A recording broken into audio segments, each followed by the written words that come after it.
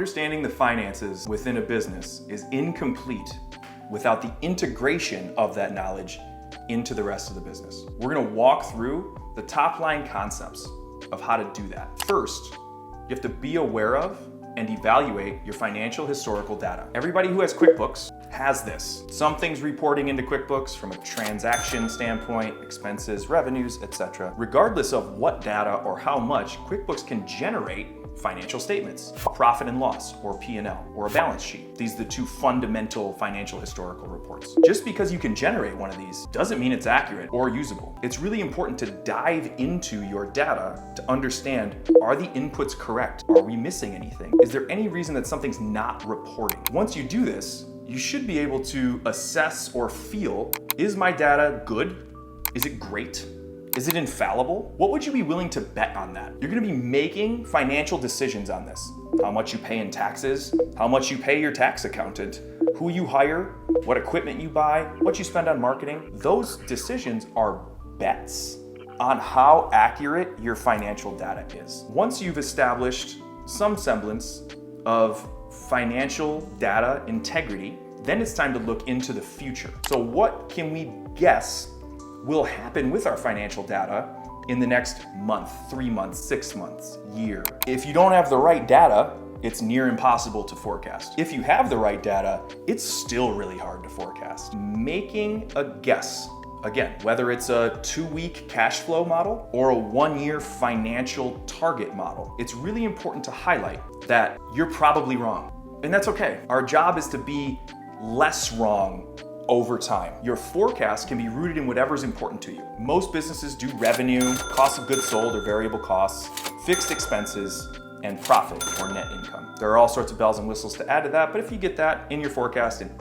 any of it's right, you did a pretty good job. Once we've cut the forecast, the initial forecast, it's important to evaluate the range of outcomes. I often tell people to think about it in terms of best case forecast, worst case forecast, and 1 or 2 most likely scenarios in the middle, and then the implications from that. Once you have your financial data and your forecasts in place, we then start to talk about unit economics, meaning the smallest atomic unit within your business is really the thing you sell. Is it a billable hour? Is it a pair of sneakers? Is it a custom built home? Varying levels of complexity. But what we need to know in every unit economic problem or question is, what are the inputs and what are the outputs? How much does it cost to make a billable hour, to make a pair of sneakers? How does that vary?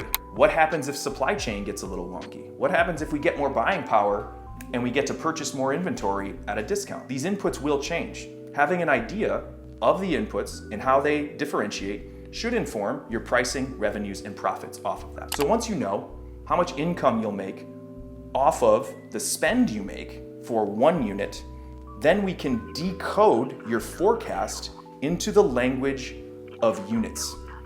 That's important because it'll tell us how many pairs of sneakers we need to sell in order to hit our best case, worst case, and most likely scenarios. Once you have a grip on unit economics, and perhaps how unit economics change, it's important to start to tie your forecast and financial plan to non-money variables.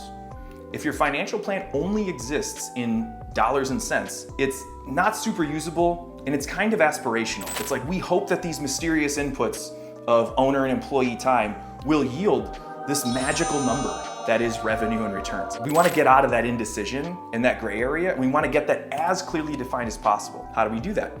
You break down the other variables within your business. What is every person in your business spending time on? Your marketing folks are probably generating leads. They might be doing inbound, outbound, whatever, social media. Your sales team, probably dealing in consultations or proposals or contracts or whatever that might be. You as the owner are probably dealing in hiring, firing, promoting, adding new systems or new products. All of those variables, as rigidly as we can, need to be defined so that we can tie them back up into the unit economics and the forecast. For instance, we have 5 employees and they can make up to a total of 500 pairs of sneakers.